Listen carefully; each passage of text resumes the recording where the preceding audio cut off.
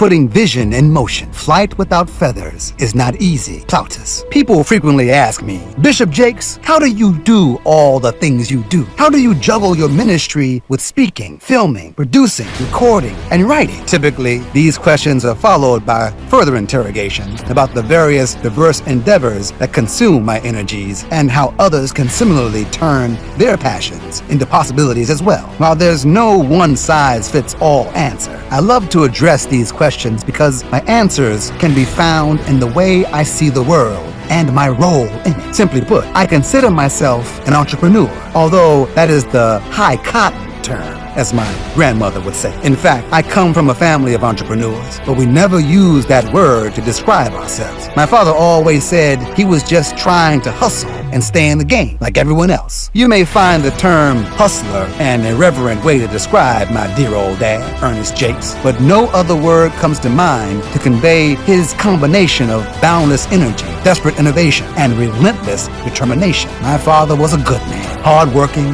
and relentless. The vision for his life wasn't to be rich or famous. He considered such an aspiration too high for someone so low on life's proverbial totem pole. My father was hustling just so we could get by. He worked double shifts and weekends so that he and my mother could finally afford amenities like a doorbell, carpet in our living room, and maybe, if they could save up long enough, a garage where he could store his tools and protect his truck from the elements. My father wasn't devoid of ambition, but it wasn't the driving force in his heart. He was a black man in the 1960s, raising a family in West Virginia who didn't have time to think about what he could acquire beyond meeting our basic needs. He wasn't dreaming about shiny new Cadillacs or gold-plated bathroom fixtures. He was just trying to buy a house for his family that perhaps had more than one bathroom and maybe a bedroom for each of his 3 children. Those were his goals. They were simple, and he was focused on providing for his family. And in order to do that, he had to hustle. Attitude affects altitude. When I was growing up and someone would ask me what my father did for a living, it was always a difficult question to answer because he did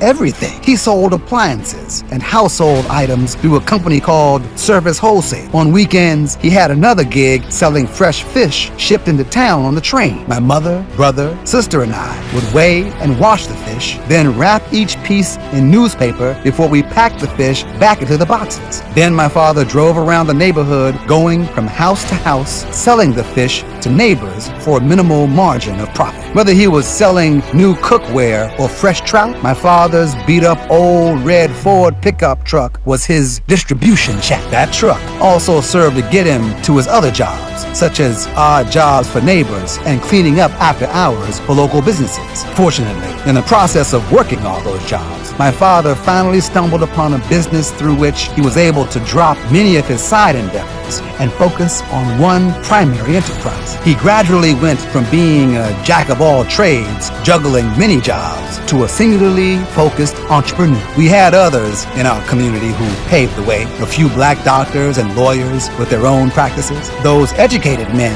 had to hustle up their own business too. But because they were educated, they knew there was more to business than just making the sale. They knew you had to be well-rounded in business, providing the service as well as the management. Looking back, I suspect they learned this lesson quickly, although my father never did. He didn't wield a college degree the way they did and never had a wealth of opportunities. What he did have was a mop, a bucket, a strong work ethic, creativity, and a can-do, never-quit attitude. With that, my father started a janitorial services business, beginning as a one-man operation cleaning office buildings. My father scraped and scrambled in order to do all that needed doing, getting new customers, spreading the word about his business, and of course, the actual cleaning itself. Over the years, he built his company to more than 50 employees, with janitorial contracts all over the state. He even had to get an office after a while, and eventually hired a secretary, Greta, who had bright red hair. Although his business was growing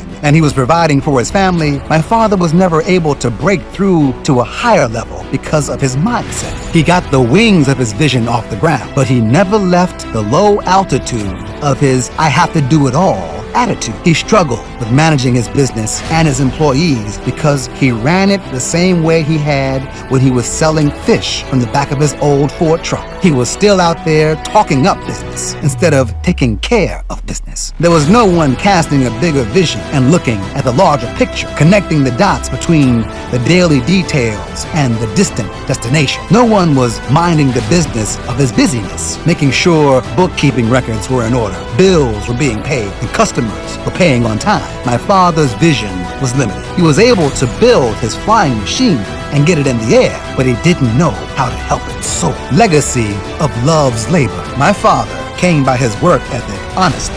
It was in his DNA because his mother, my grandmother, was herself a force to be reckoned with. It had been passed down to her through the generations because her grandmother had to pick cotton for slave masters just so she could survive. So she passed that do whatever it takes drive on to her children. And my father wasn't the only entrepreneur in our house. My mother was a teacher by day, but when she came home after work, she took the little bit of money she and my dad had set aside and invested in real estate. She rented out small homes and apartments, collecting rent until the day she died. So in our house, the entrepreneurial mindset was a family heirloom passed down from generation to generation to generation on both sides of the family. That's how their entrepreneurial example, the legacy of their love's labor, was passed on to me. When I was growing up, however, I had no idea that my parents were setting examples that would influence my future. I didn't really know what was happening or realize how much I was absorbing from listening, watching, and contributing to their endeavors. But no one could have the kind of hustling work ethic they had and not impact their children. Through the years, their creativity and resourcefulness got inside my head, inside my bones, became a part of my skin, and etched itself on my heart. My family's own your own business, earn your own money, laziness is not accepted work ethic hit me before I was even a teenager. As a boy, I delivered newspapers, I sold Avon products, and I even sold vegetables from my mother's garden. And that work ethic stayed with me as I entered the ministry. I started off with only 10 members in my storefront church. So of course, not only did I keep my day job, I also worked odd jobs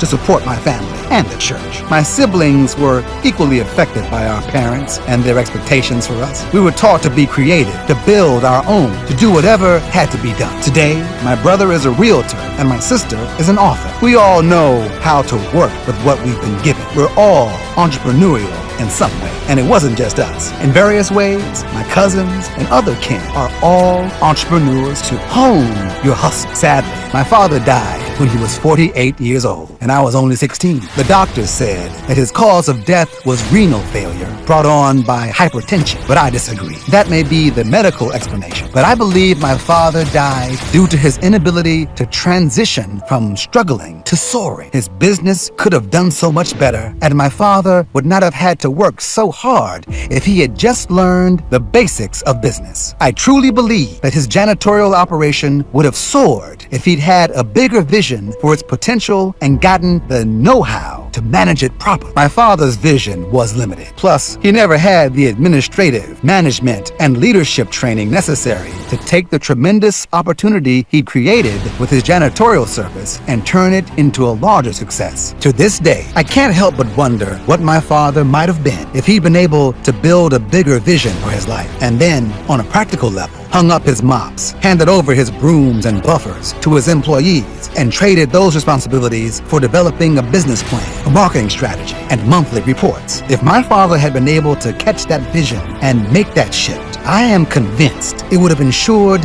his success. He may have lived a longer life without the constant stress that goes with the hustler's mentality. While it's important to have a vision and that drive, that hustler's mentality inside you, that longing to be your own boss and run your own business, it's not enough. As necessary and commendable as that kind of work ethic may be, you still need to make a shift if you want to fly and soar to new heights. Otherwise, you will keep circling and hovering within small, familiar spaces. If you want to soar, then you must hone your hustle into the engine of an entrepreneur.